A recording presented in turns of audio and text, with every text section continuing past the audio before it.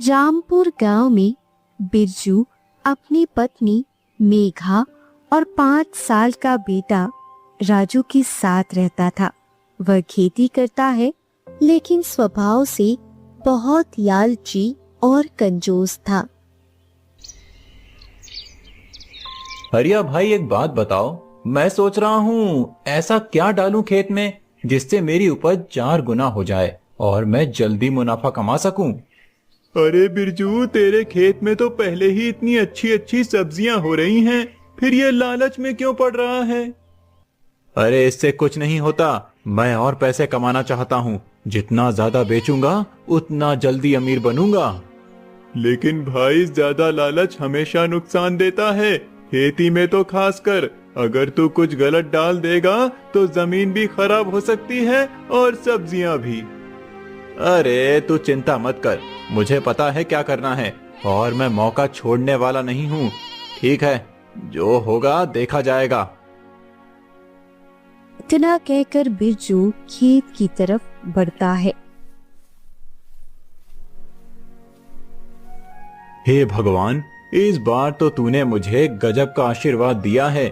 खेत में चारों ओर सब्जियों की भरमार है। अगर यूं ही देता रहा तो मैं जल्दी ही लखपति बन जाऊंगा। वो बैंगन, भिंडी और गोभी तोड़ने लगता है।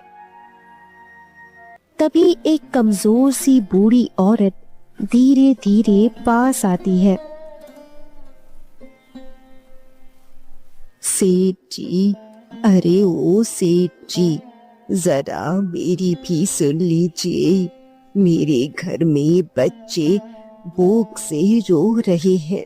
कई दिन से रोटी ढंग से नहीं खाई। जरा थोड़ी सब्जियां दे दीजिए। क्या कह रही है तू? यहाँ से चली जा, मेरे पास तेरे लिए कुछ नहीं है। सेठ जी, मैं मुफ्त में नहीं मांग रही। अगर आप कहो तो मैं आपके खेत में काम कर दूंगी, सब्जियां तोड़ दूंगी। बस बदले में थोड़ा दे दीजिए ताकि बच्चों को खिला सकूं। मुझे कोई काम नहीं करवाना और ना ही तुझको सब्जी देनी है। तेरे जैसे हर रोज आते जाते हैं। अब सबको देने लगूंगा तो मेरे घर क्या जाएगा यहाँ से? कितने कंजूस और पत्थर दिल किस्म का आदमी है। भगवान जाने इसकी पत्नी कैसे इसके साथ रहती होगी। खेतों में इतनी सारी सब्जियां हैं, फिर भी एक जरूरतमंद को देने का दिल नहीं है। वह वहां से चली जाती है और बिरजू सब्जियां लेकर बाजार पहुंचता है। सब्जियां ले लो, सब्जियां बिल्कुल ताजी, खेत से तोड़ी गई मीठी और स्वादिष्ट सब्जियां। सब्जियां ले लो, सब्जियां। भाई कैसी दे रहे हो? गोभी 20 रुपए किलो, टमाटर 30 रुपए किलो और स्वाद ऐसा कि एक बार लिया तो बार बार लेने आओगे। मेरे खेत की खुशबू और स्वाद कहीं नहीं मिलेगा। ठीक है, दे दो 2 किलो और हाँ, देखना अच्छी हो। धीरे धीरे सारी सब्जियां बिक जाती है। शाम को एक और ग्राहक आता है। बिरजू भाई देखो, दिन भर की थकान है और घर में खाने को कुछ नहीं बचा है। जो थोड़ा बचा है गला सड़ा, वही दे दो, काट छांट के बना लूंगा। फ्री में दे दो। फ्री में कहां से दूं भाई? मेरे पास खुद खाने के लाले पड़े हैं। ये बचा हुआ मैं अपने घर ले जाऊंगा। अरे भाई, तू तो खुद उगाता है, तेरे पास तो खूब है, फिर भी सड़ी गली सब्जियां अपने घर ले जाएगा। अरे भाई, चाहे गली हो या अच्छी, इनको उगाने में मेरी मेहनत और पैसा लगता है। मैं इन्हें फेंकने वाला नहीं हूँ। मेहनत की कद्र करना सीखो। बिरजू झोला उठाता है और गली गली सब्जियां लेकर घर की ओर बढ़ जाता है। आज तो अच्छी खासी सब्जियां बिकी हैं, मुनाफा भी अच्छा हुआ है। मैं बहुत खुश हूँ। अब जल्दी घर जाकर आराम करूंगा। घर पहुंचते ही मेघा दरवाजे पर खड़ी थी। कितनी देर लगा दी आने में जी? मैं कब से सब्जियों का इंतजार कर रही थी। जल्दी से सब्जियां दे दीजिए ताकि मैं रात का खाना बना लूं। मेघा थैला खोलकर देखती है। अरे यह क्या लाए हो आप? 2-3 सड़ी हुई टमाटर, 1 गोभी और 10 भिंडी। यह तो सेकने लायक है। इसमें मैं बनाऊं क्या? अरे भाग्यवान, इसमें बस थोड़ा थोड़ा ही खराब है, बाकी तो ठीक है, तू बना ले। ये आप क्या कह रहे हैं जी? हमारे खेतों में इतनी अच्छी अच्छी सब्जियां होती हैं और आप एक दिन भी गर्मी ढंग की सब्जियां नहीं लाते, उल्टा सारे गले सड़े उठा लाते हैं। आपको कितनी बार कहा है? अरे तू समझती क्यों नहीं है? हर बात का रोना लेकर बैठ जाती है। बेचेंगे नहीं तो अमीर कैसे बनेंगे? ज्यादा लालच ठीक नहीं है। आपका यह लालच एक दिन आपको ले डूबेगा। मैं कह रही हूँ, आपका लालच दिन प्रतिदिन बढ़ता ही जा रहा है। अरे जाओ जाओ, उसी से बना दो। सिर्फ चावल बनाना, दाल मत बनाना, और एक से ही हमारा काम हो जाएगा। जी, आप अपनी बात सोचते हो, लेकिन 5 साल के राजू के बारे में भी तो सोचिए। वह बच्चा इतना छोटा है, अगर उसे सभी तरह की खाने नहीं देंगे तो उसके शरीर पर असर पड़ेगा। अरे वो भी समझदार है, जानता है कि रुपया कैसे बचाते हैं। ऐसे ही कई दिन गुजरते हैं। एक दिन, अब इस बार मैं खेती में क्या करूं जिससे मुनाफा और ज्यादा हो जाए? गांव जाकर लल्लन सेठ से पूछता हूं, आखिर उसकी भी एक केमिकल की फैक्ट्री है, शायद मुझे कोई अच्छी राय दे दे। इतना कहकर बिरजू लल्लन सेठ के पास जाता है। राम राम लल्लन सेठ, मैं कई दिनों से सोच रहा था आपसे मिलने के लिए। अरे बिरजू, तुम्हें कितनी बार कहा था कि मेरे यहाँ से केमिकल ले जाया करो। तू जितनी फसल निकालता है उससे कई गुना ज्यादा फसल निकल जाएगी। मैं इसी के लिए इस गांव में आया हूँ कि तुम्हें ये खास चीज दे दूं। लेकिन सेठ जी, इससे हमारे खेत को कोई नुकसान तो नहीं होगा ना? अरे नहीं नहीं, नुकसान कैसा, उल्टा मुनाफा होगा, वो भी ज्यादा। तू जितने पैसे कमा रहा है उससे कई गुना ज्यादा कमा लेगा। सच में? अरे हाँ, ये देख, ये सबसे महंगा केमिकल है। इसे देने में पूरे 50,000 रुपए लगेंगे, लेकिन इसके बाद तेरे खेतों में सबसे बेहतर फसल होगी और मुनाफा इतना होगा कि गिनते गिनते थक जाएगा। अच्छा, तो 50,000 रुपए में आ जाएगा ये केमिकल? ठीक है, मैं अभी पैसे लेकर आता हूँ। बिरजू खुश होकर घर की तरफ लौट रहा होता है। हरिया उसे रास्ते में मिल जाता है। अरे बिरजू, तू कहाँ से आ रहा है इतना खुश होकर?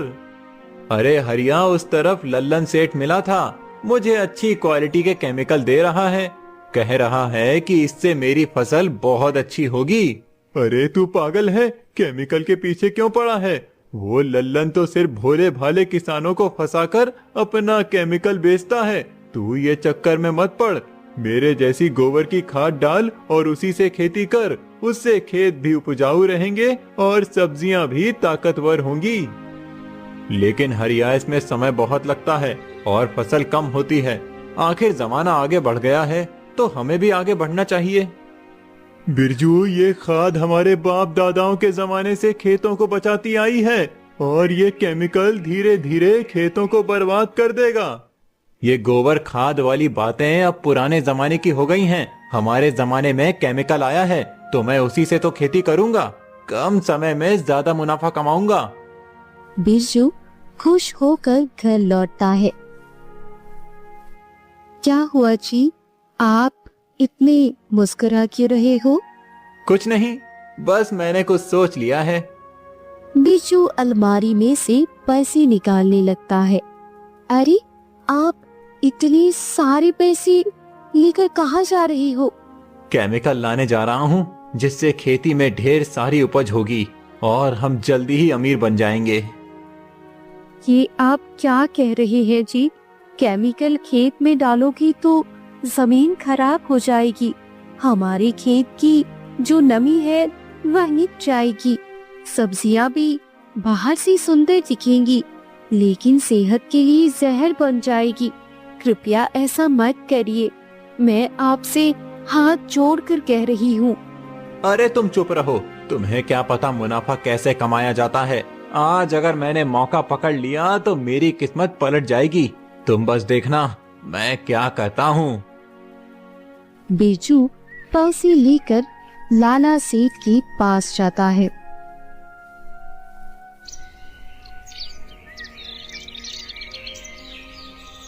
ये लीजिए सेठ जी, पूरे 50,000 रुपए लेकर आया हूँ, अपनी तिजोरी की सारी जमा पूंजी। इससे मुझे वो केमिकल दे दीजिए।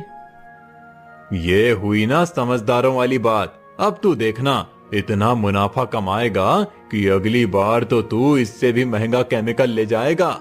ये केमिकल डालेगा तू अगली बार, देखना। इससे भी महंगा केमिकल आता है? अच्छा ठीक है, पहले ये डालकर देखता हूँ, फिर अगली बार सोचूंगा। बिरजू कुछ ही देर में केमिकल लेकर लौट आता है। वह पूरे खेत में छिड़क देता है। ऐसे ही कई दिन बीत जाते हैं।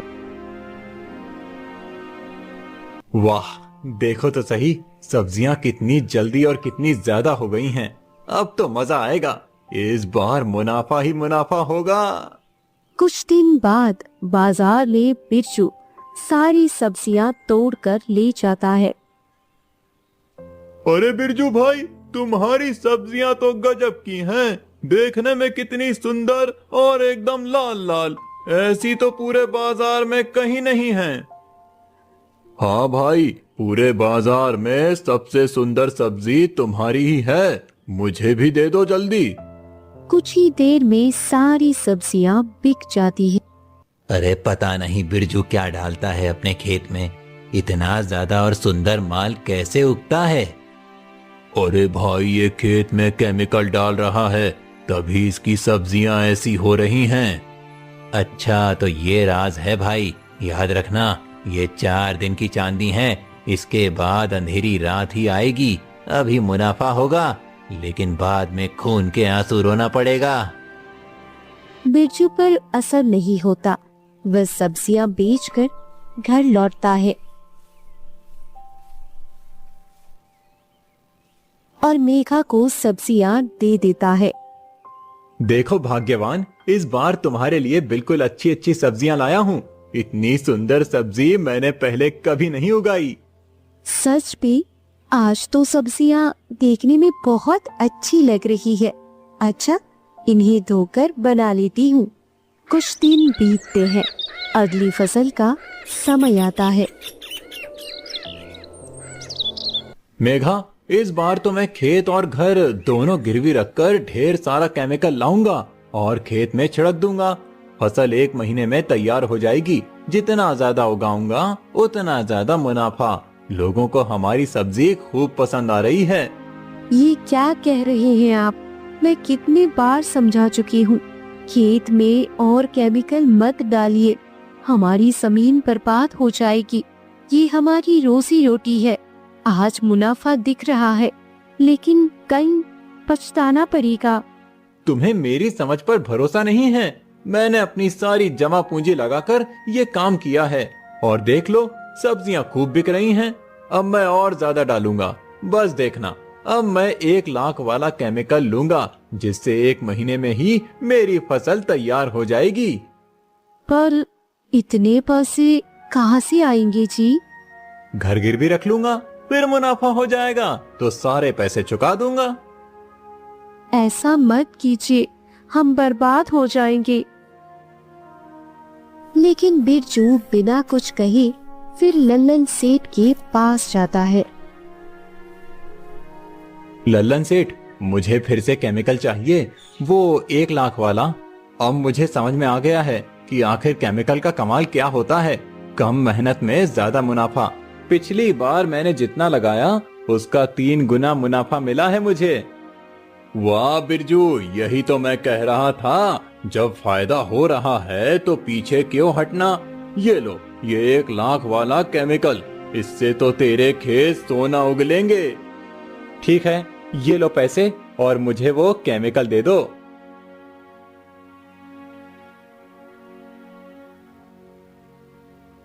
बिरजू वो केमिकल लेकर घर जाता है।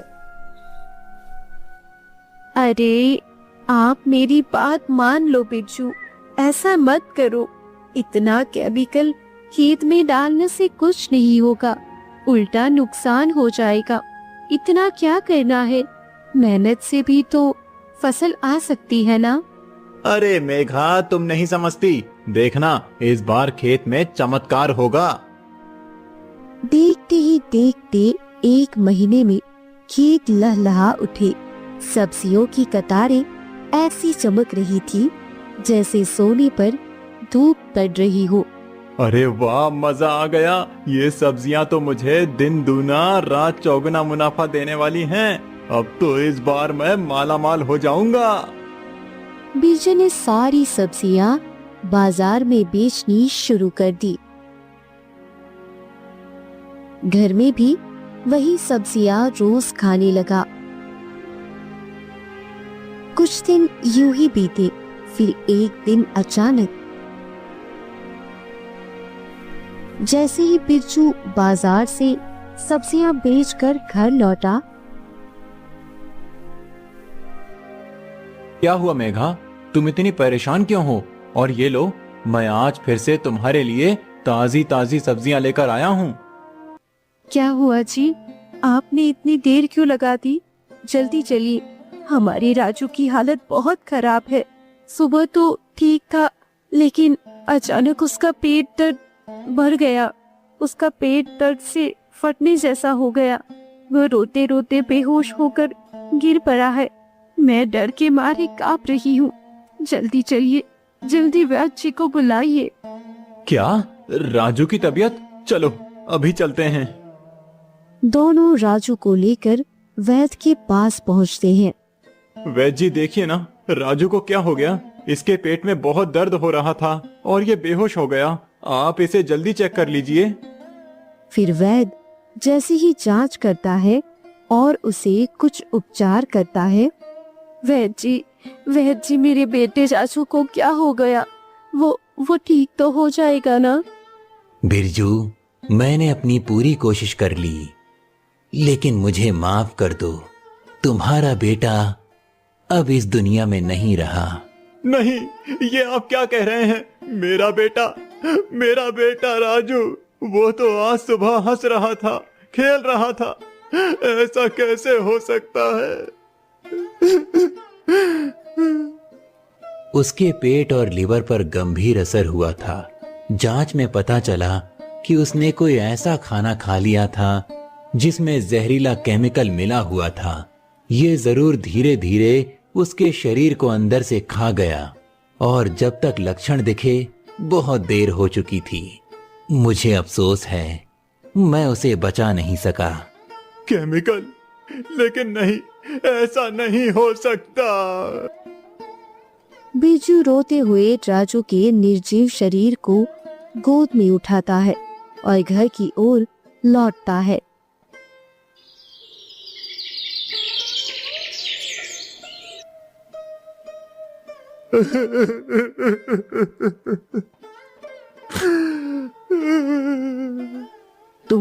तुम बहुत कठोर दिल इंसान हो बिरजू।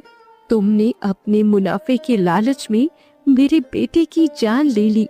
मेरा राजू, मेरा इकलौता बेटा, जिसे मैंने अपनी जान से भी ज्यादा चाहा, वो अब इस दुनिया में नहीं है और इसका जिम्मेदार सिर्फ तुम हो।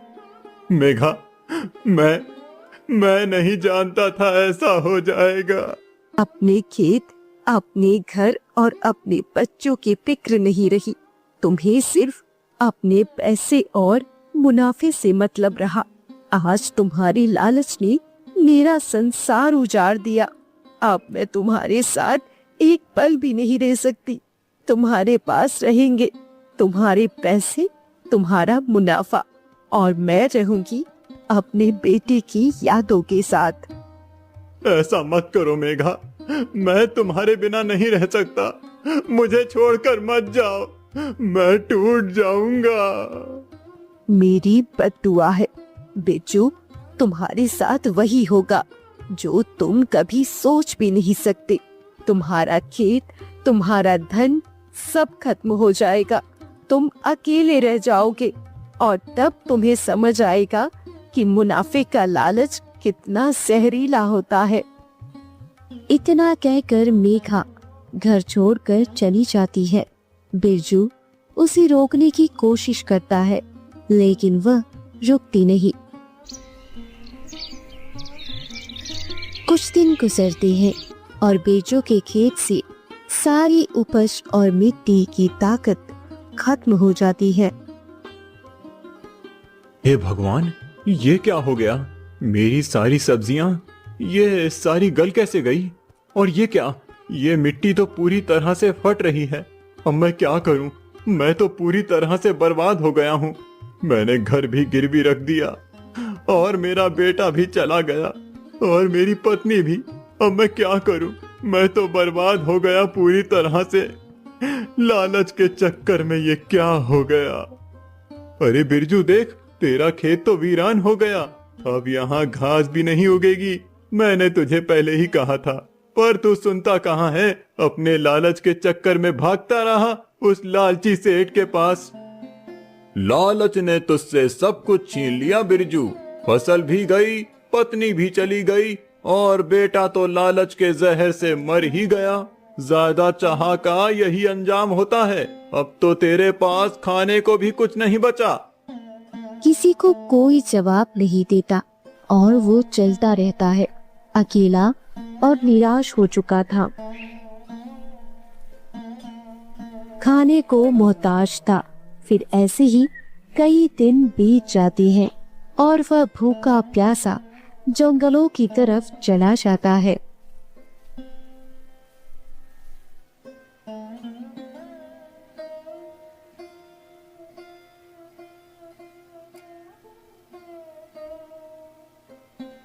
हे भगवान, मैंने अपने ही हाथों अपना सब कुछ नष्ट कर दिया।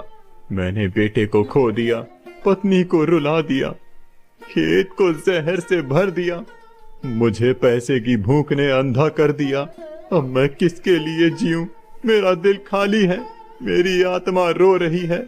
मुझे माफ कर दो प्रभु, वरना ये पाप का बोझ मुझे मार डालेगा। वह इतना कह ही रहा होता है कि तभी वहां पर एक साधु बाबा आते हैं। बिरजू, तूने अपने लालच के लिए जमीन को जहर दिया, अपने बेटे को खोया, अपनी पत्नी को रुलाया। तेरे पापों का प्रायश्चित बहुत कठिन है। ये तेरी सजा है, और तेरी पत्नी की बद्दुआ भी। आज से तू एक बैल के रूप में इस जंगल में रहेगा और दूसरों के लिए मेहनत करेगा। जिस दिन तेरा दिल सच में पवित्र हो जाएगा, तेरे पापों का बोझ हल्का होगा। उसी दिन तेरी सजा खत्म होगी। मैंने जो किया है ये उसी का फल है। मैं ऐसी लायक हूँ।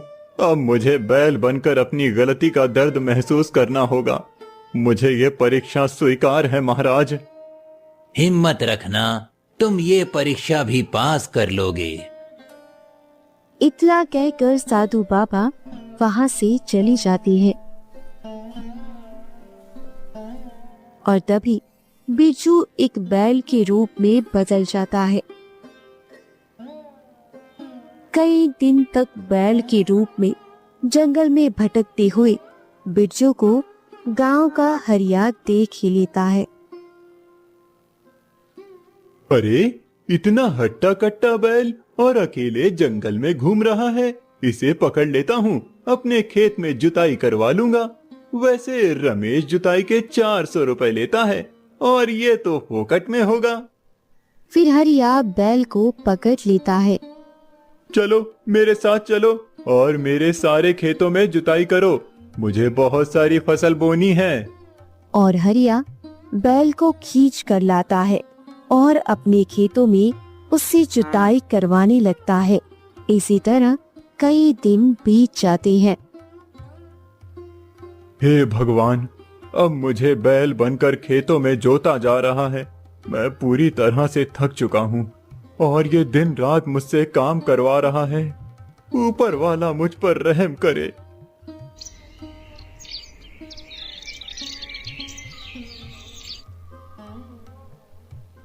एक दिन बिरजू की तबीयत बिगड़ जाती है और वह गिर जाता है। अरे, ये तो बैठ गया। जल्दी उठ जा, मुझे सारे खेतों की जुताई करनी है। अगर तू ऐसे ही बैठा रहा तो मेरे खेत नहीं जुतेंगे। जल्दी चल। मुझसे अब चला नहीं जा रहा है। मेरी सांसें भारी हो रही हैं। हे भगवान, मुझे बचा ले। लगता है अब ये किसी काम का नहीं रहा। बेहतर होगा मैं इसे जानवर बाजार में बेच दूं, कुछ पैसे निकल आएंगे। हरिया उसे जानवर बाजार में बेच देता है, जहाँ किशोर नाम का आदमी उसे खरीद लेता है। अरे, ये बैल कितने का है? 10 चांदी के सिक्कों में दे दो और मैं इसे अपने खेत में काम लूंगा। 15 चांदी के सिक्के लूंगा, तब जाकर ये बैल आपको दूंगा। सोच लो, इतने सस्ते में कहीं तुम्हें बैल नहीं मिलने वाला। चलो ठीक है, मैं 10 से ज्यादा नहीं दूंगा। ये पहले से ही इतना कमजोर है, इसे खूब खिलाना पड़ेगा। चलो ठीक है, दे दो 10 चांदी के सिक्के। हे भगवान, एक मालिक से छुटकारा पाया और दूसरा मुझे खेतों में जोतने के लिए ले आया। क्या यही मेरी जिंदगी बन गई है? किशोर दिन रात उससे काम करवाता है, लेकिन खाने के लिए सिर्फ सूखी घास देता था। आज तो काम के बाद कुछ अच्छा खाना मिलेगा, कई दिनों से भूखा हूँ। लेकिन किशोर तो सिर्फ सूखी घास डाल गया है। ये कैसे खाऊं? मेरे पेट में आग लगी है। ऐसे में तो मैं और कमजोर होता चला जाऊंगा। कुछ दिन के बाद बिरजू बीमार पड़ जाता है। अरे, ये तो बीमार पड़ गया।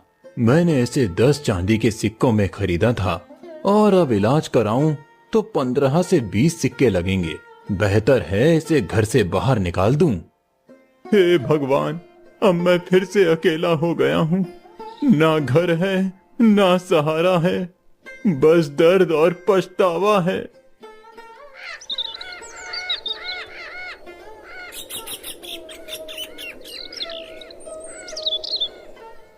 बीमार और भूखा बिरजू जंगल में भटक रहा था। तभी उसकी पत्नी वहां से गुजरती है और उसे देखकर रुक जाती है। अरे अरे, यह बेचारा कितना बीमार और कमजोर हो गया है। मुझे नहीं पता यह किसका बैल है, लेकिन मैं इसे ऐसे मरने के लिए नहीं छोड़ सकती। चल मेरे साथ, मैं तेरी सेवा करूंगी। इतना कहकर मेघा उस बैल को अपने साथ एक झोपड़ी में ले जाती है और उसकी सेवा करने लगती है। हे भगवान, ये मेरी देखभाल कर रही है और इसे ये भी नहीं पता कि मैं इसका पति हूँ। मेरी आंखों से आंसू क्यों निकल रहे हैं? शायद पछतावे के। तुम इतना रो क्यों रहे हो? लगता है तुम्हारी तबीयत ठीक नहीं है। कुछ दिन और हमारे साथ रह लो, फिर तुम्हारी तबीयत अच्छी तरह से ठीक हो जाएगी।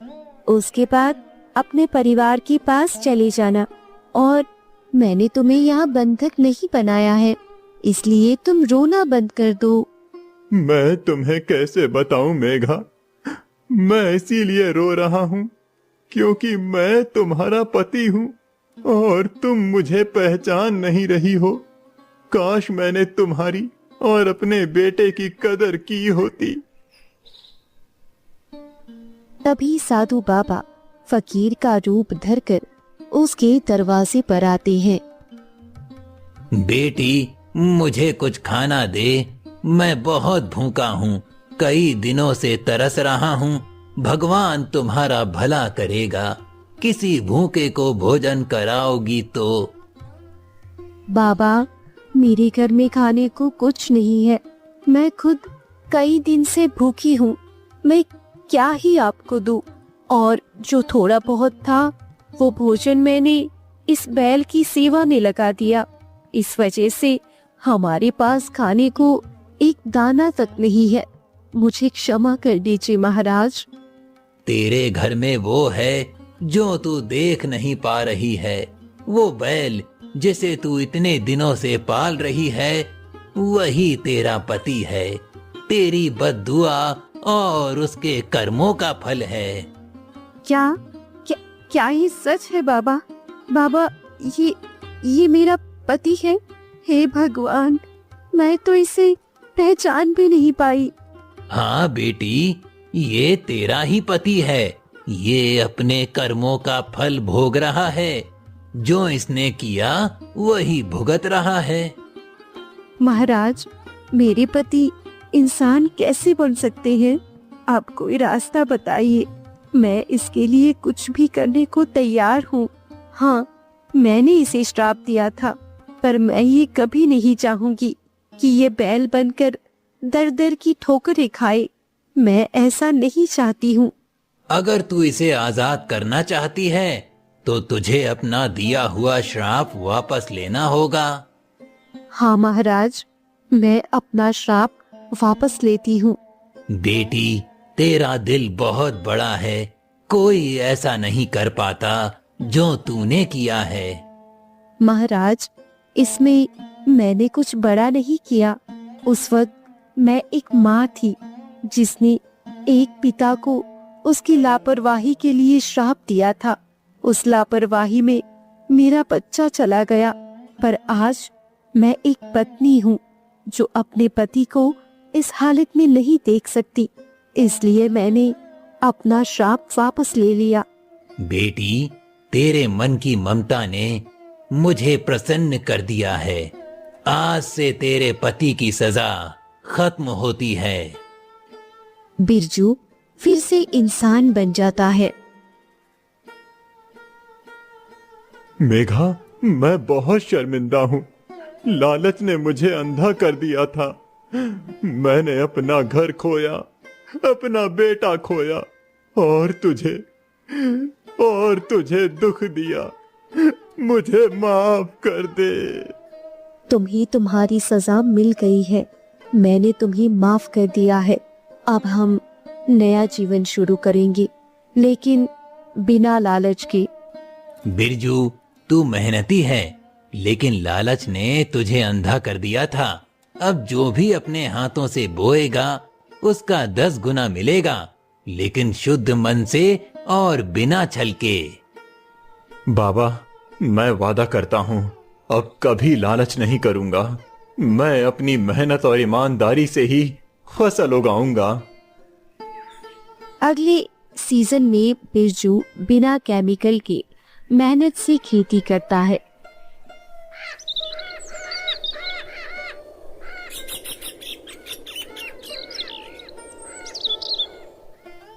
अरे बिरजू, इतने दिनों से कहीं दिखाई नहीं दे रहा था और फिर से खेती करने लगा। और इस बार तो तेरी फसल सिंपल खेती वाली दिखाई दे रही है। केमिकल इस्तेमाल नहीं किया क्या? हरिया, अब गलती नहीं करूंगा। हाँ, हंस ले तू, बनता भी है। लेकिन अब मैं शुद्ध खेती करूंगा, बिल्कुल दादा के जमाने की तरह, गाय गोबर की खाद से। मैं तो पहले ही कहता था गोबर की खाद से खेती करो। खैर, देर आए दुरुस्त आए। अब सही रहा, पर आ गया, अच्छा है।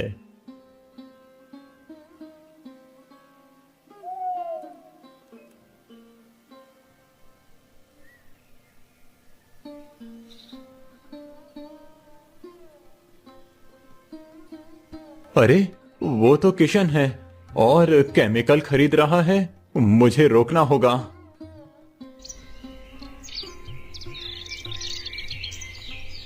अरे किशन भाई, ये क्या कर रहे हो? थोड़ी फसल कम हो रही है तो केमिकल ले रहा हूं।